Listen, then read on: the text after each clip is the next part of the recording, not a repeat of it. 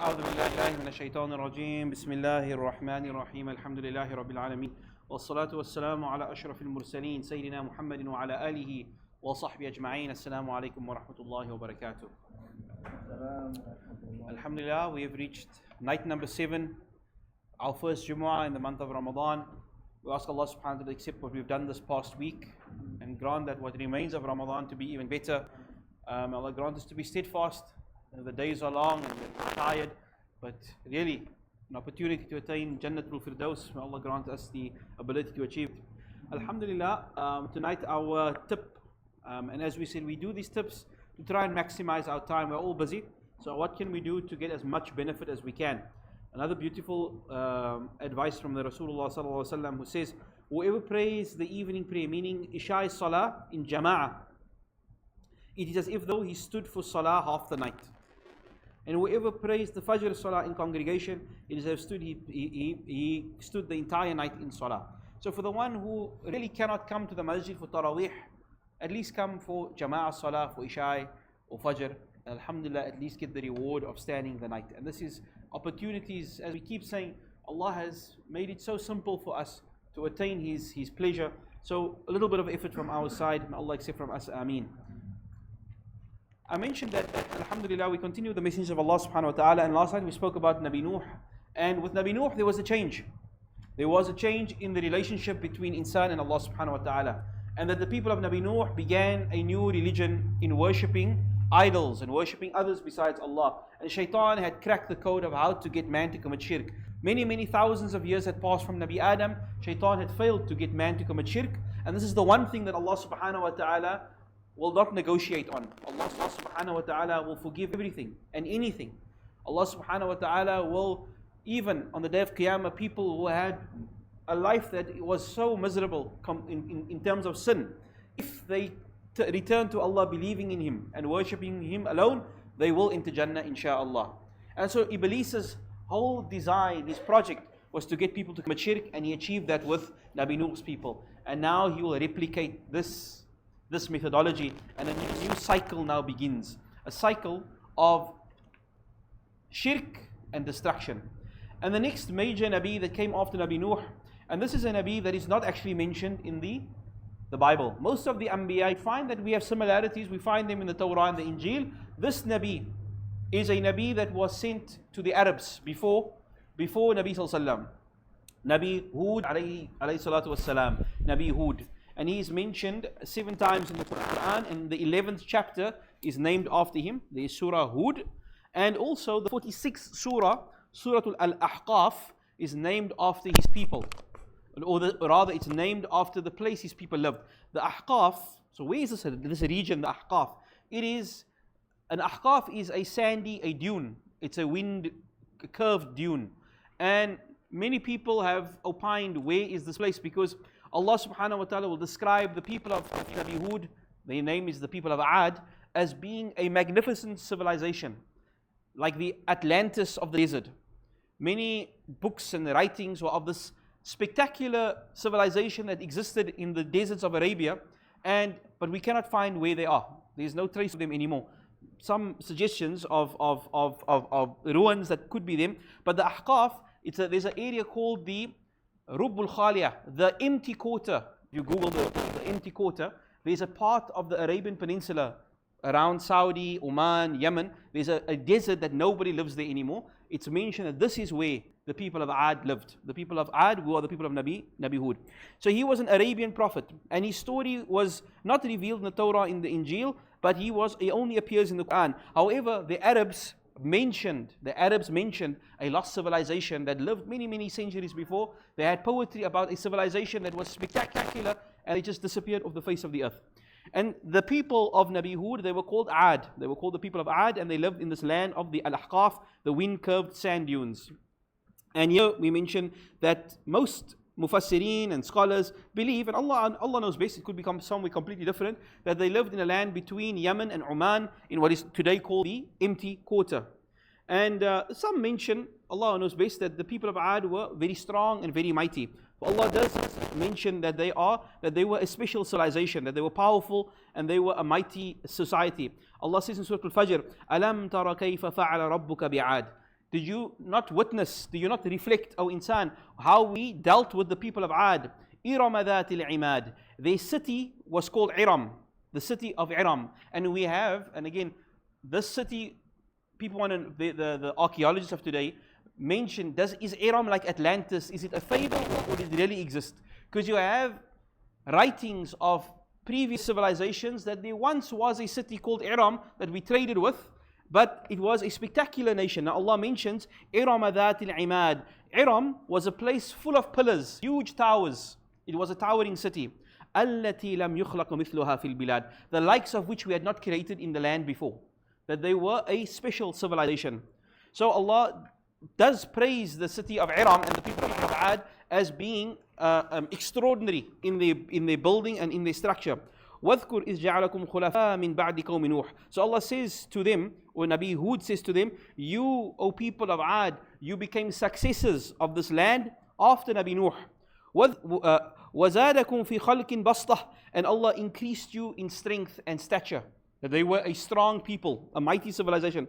فَاذْكُرُوا آلَاءَ اللَّهِ لَعَلَّكُمْ تُفْلِحُونَ. So be mindful of the favors of Allah so that you may be successful. About the people of Ad, Allah says, أَتَبْنُونَ بِكُلِّ رِيعٍ آيَةً تَعْبَثُونَ. So Nabi Hud is saying to his people, do you build mighty landmarks in every high place to amuse yourself? You know, when you become arrogant, then you start building monuments to your ego. And this is what they were doing. They built huge statues, huge places and palaces for their own. وَتَتَّخِذُونَ مَصَانِعَ لَعَلَّكُمْ تَخْلُدُونَ. And do you get for yourselves fine buildings and palaces, and you think you're going to live there forever? Nabi Hud is challenging them. So Allah sent Nabi Hud to guide these people who became tyrannical in the land. وَإِلَىٰ عَادٍ أَخَاهُمْ هُودًا. And to Ad, their brother Hud, قَالَ. And also very importantly, whenever you see this, Allah always mention, and to the civilization we send their brother Nuh, their brother Salih, their brother Hud. Why? Allah sent someone that they knew, someone they loved, someone respected in their society, not an outsider.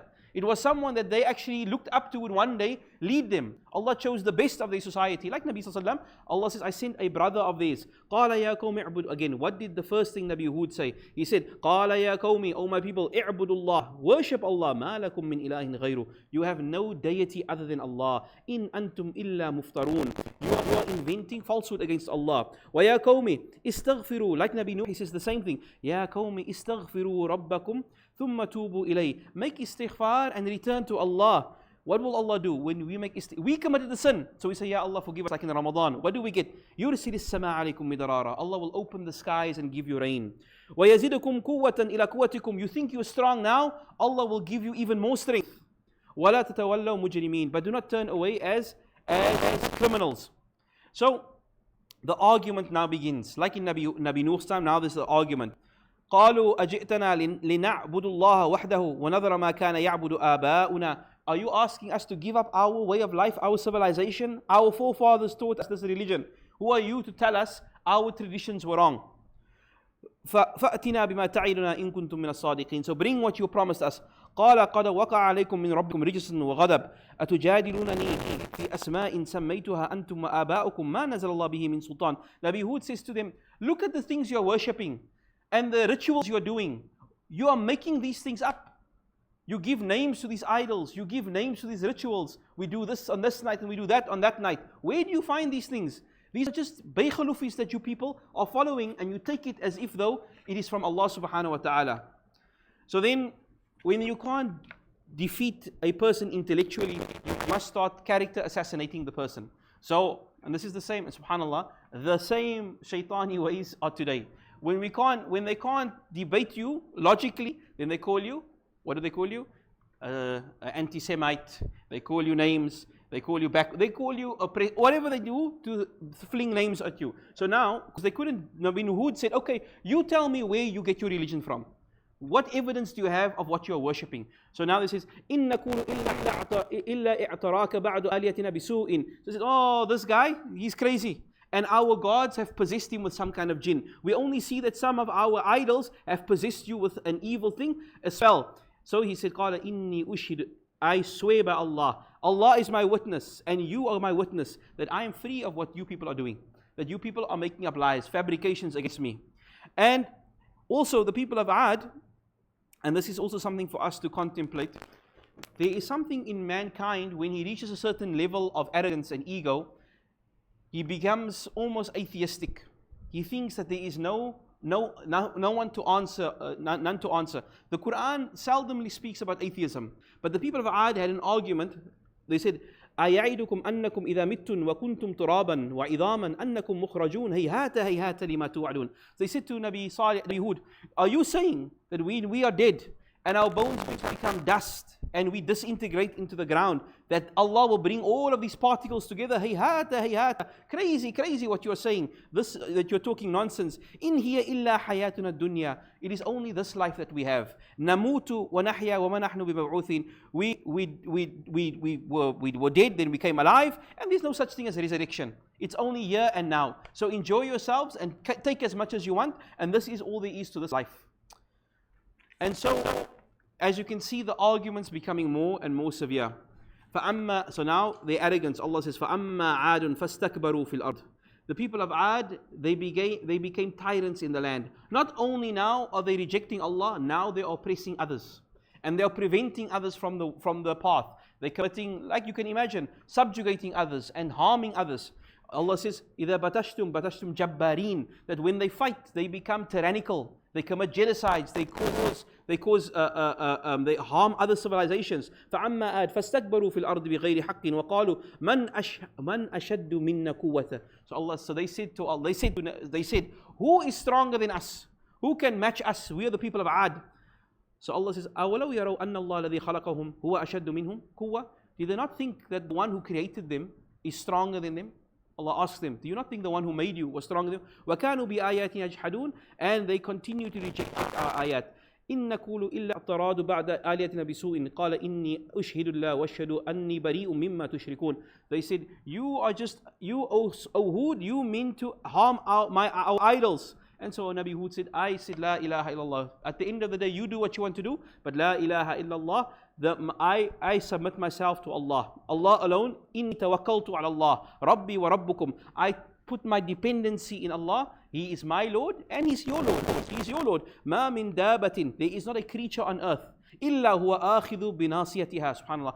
Nabi Hud is saying, there is not a creature on earth except that Allah takes hold of its nasiyah. Your nasiyah is your forelock. Meaning, every creature is in the hand of Allah. Allah can do as He please with every creature, with every person. Don't think that you're in the White House or you in with your armies, you are outside the grasp of Allah. Everyone is in Allah's grasp.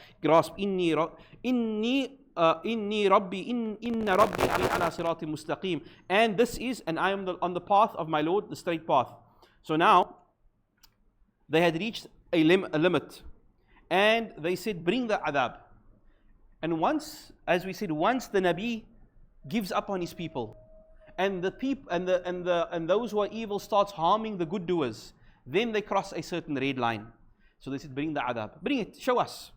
فَلَمَّا رَوْا عَارِضًا مُسْتَقْبِلًا أَوْدِيَتِهِمْ. And so Nabi Hud said, okay, it's done. And Allah now brings the punishment on them. So how were the people of Ad destroyed? Allah says in Surah Al-Ahqaf, the surah of their civilization, that one day they saw a big cloud coming towards them. And they said, when they saw this cloud, they became happy. They said, this cloud is coming to bring us rain. Remember, they're in the desert, so this is rain. And it will bring rain to our valley. Allah says, Bal huwa, rather it is what you were asking for. I'm sending you what you were asking for. Rihin fiha adabun alim. Inside this cloud, there is a wind of destruction. Now, in a hadith, the Nabi says that Allah has different types of winds. Different types of winds. Some winds are gentle. Some winds create fear. And some winds destroy. The name of the wind of destruction is called the Dabur. And Allah sent the Dabur on them. كذبت, Allah says, كذبت عاد فكيف كان عذابي ونذر. The people of Ad broke all the limits. So how terrible was my penalty and my warning? How terrible was my punishment on them? Inna arsalna alayhim riha. I sent against them a wind. Sarsaran fi yawmi naqsi mustamir. A screaming, howling wind. The sound of the wind was terrifying. It screamed and it cut a wind that cuts through everything. On a day of violent disaster. تنزع الناس كأنهم أعجاز نخل منقعر. when the wind blew on them, it basically picked the people up and tore them apart. Like palm trees, like, when the wind blows a palm tree and its leaves and its pieces fall off, this is what it did to them. Allah says, وَأَمَّا عَادٌ فَأُهْلِكُوا بِرِيحٍ صَرْصَرٍ عَاتِيَةٍ.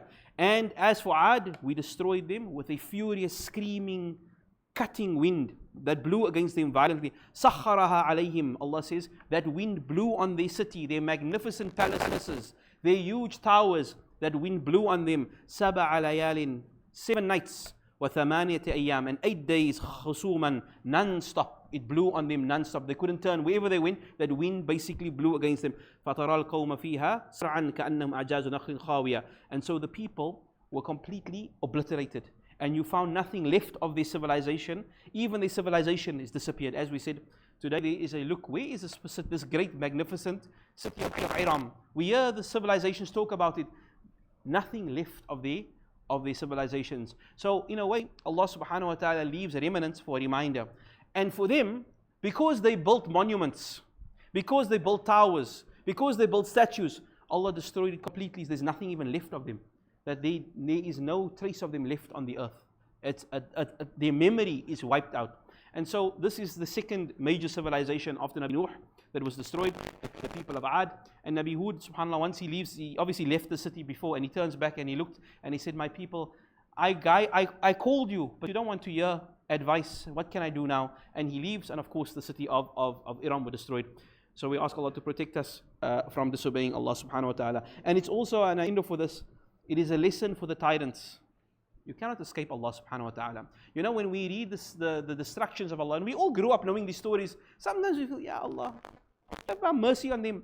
But now when you see what's happening in, say, Gaza, for example, some people deserve the adab.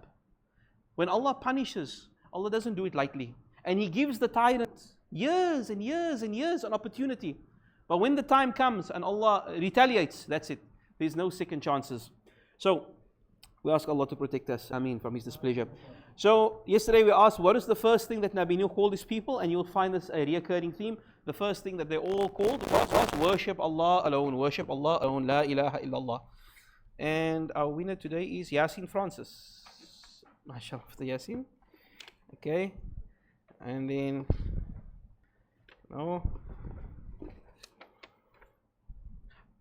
Sister Hafsa Arifdeen. She here? Yeah?